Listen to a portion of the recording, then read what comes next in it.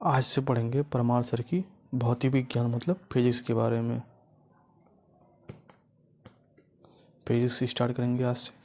तो सबसे पहले गति, सबसे पहला चैप्टर है, पहला गति है। गति के बारे में पढ़ेंगे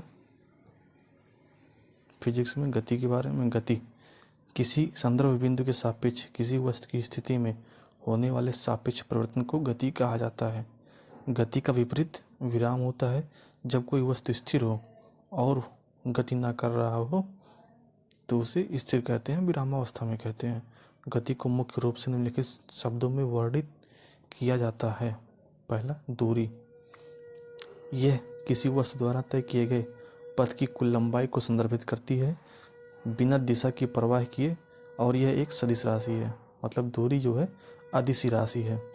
विस्थापन, यह प्रारंभिक और अंतिम स्थिति के बीच का सबसे छोटा पथ होता है, कुल दूरी नहीं होती है। यह एक सदिश राशि है। दूरी जो है अदिश राशि है और विस्थापन सदिश राशि है। जैसे यहाँ पे दो स्थितियाँ दी हुई हैं, स्थिति 1 और स्थिति बी। ए से बी की दूरी 50 मीटर है।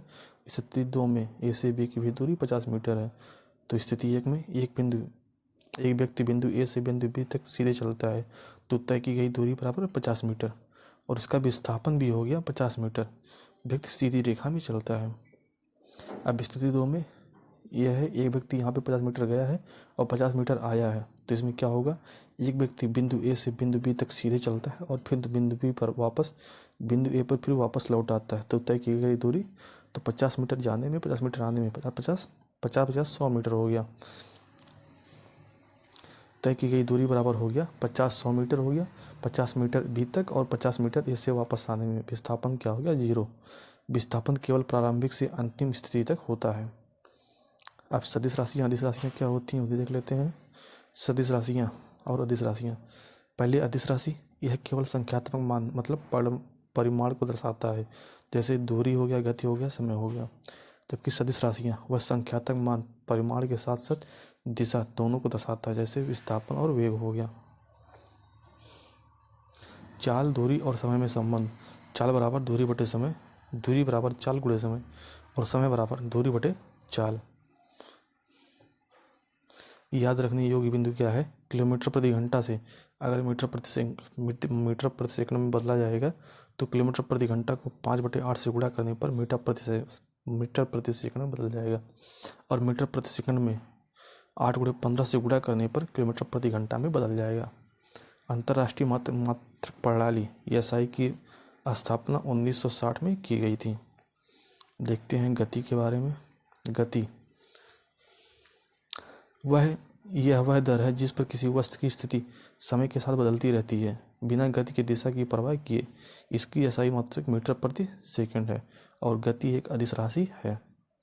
औसत गति, औसत गति वह अनुपात है जिसमें वस्तु द्वारा तय की गई कुल दूरी को तय किए गए कुल समय में से विभाजित किया जाता है, और यह एक अदिश राशि है। औसत गति एक अदिश राशि है।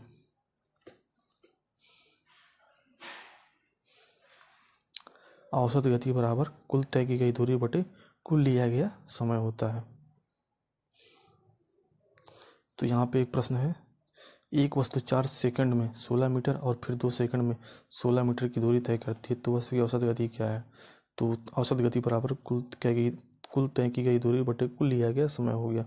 तो पहले 16 मीटर ये था और 16 मीटर इसमें था, तो ये 16 32 हो गया, और 4 सेकंड ये था और 2 सेकंड ये था, बटे 4 + 2 मतलब 32/6 मतलब 533 मीटर प्रति सेकंड। तो दूसरी बात है गति के प्रकार। गति 2 प्रकार की होती है, एक समान और असमान गति। तो सबसे पहले एक समान गति। एक समान गति में एक वस्तु निरंतर वेग के साथ एक सीधी रेखा में चलती है, जिसका अर्थ है कि वह समान समय अंतराल में समान दूरी तय करती है, जिसके परिणामस्वरूप त्वरण शून्य होता है। एक समान गति में त्वरण शून्य होता है। उदाहरण के लिए, यदि किसी कार की गति 10 मीटर प्रति सेकंड है तो इसका मतलब है कि कार 1 सेकंड में 10 मीटर की दूरी तय करती है। गति हर सेकंड स्थिर रहती है। एक समान गति में है रेखीय गति होता है, एक वृत्तीय गति होता है और एक घूर्णन गति होता है। तो रेखीय गति, सबसे पहले रेखीय गति मतलब सीधी रेखा में गति। एक वस्तु का एक सीधी रेखा में स्थिर गति से चलना, मतलब स्थिर वेग से चलना जो है रेखीय गति कहलाता है। वृत्तीय गति, एक वस्तु का वृत्तीय पथ पर स्थिर गति मतलब स्थिर कोणीय वेग से चलना जो है वृत्तीय गति कहलाता है। घूर्णन गति, एक वस्तु एक निश्चित अक्ष के चारों ओर स्थिर कोणीय गति से घूमती रहती है तो इसे घूर्णन गति कहा जाता है। अब दूसरा है असमान गति। असमान गति तब होती है जब किसी वस्तु की गति या दिशा समय के साथ बदलती रहती है, इसलिए वह समान समय अंतराल में समान दूरी तय नहीं करती है। उदाहरण के लिए, यदि कोई कार पहले 2 सेकंड में 20 मीटर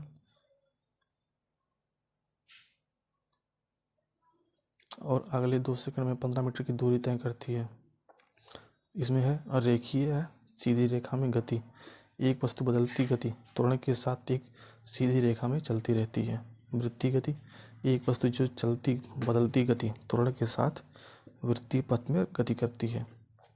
तीसरा है घूर्णन गति, एक वस्तु जो एक निश्चित अक्ष के चारों ओर बदलती कोणीय गति मतलब कोणीय त्वरण के साथ घूमती रहती है तो उसे घूर्णन गति कहते हैं। यहाँ पे एक समान गति और असमान का ग्राफ, यहाँ पे मीटर समय दिया है मिनट में और यहाँ पे दूरी दी है मीटर में। एक समान गति का ग्राफ सीधा होता है ऐसे और असमान गति का ग्राफ ऐसे ऐसे होता है।